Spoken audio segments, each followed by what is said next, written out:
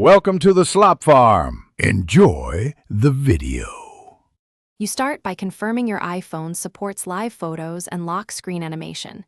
This saves time later. Next, make sure live photo recording is enabled in camera settings if you need a new clip. Once in Photos, pick the live photo you want. Press Share and tap Use as Wallpaper to begin.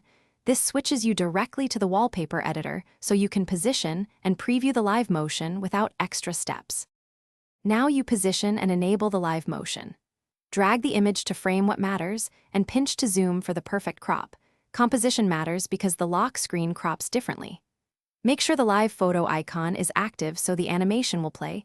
Toggle perspective zoom if you want parallax or a fixed image. Once done, tap Set and choose whether to apply the wallpaper to your lock screen, home screen, or both, which finalizes placement and animation behavior. Finish by locking the phone and long pressing the lock screen to confirm the live photo animates. This is your quick test. If nothing happens, make sure low power mode is off and reduce motion is disabled, because both can prevent playback. Once done, restart the device and check for iOS updates. If the issue persists, reapply the live photo as wallpaper. This combination of checks resolves most problems without losing the picture or changing other settings.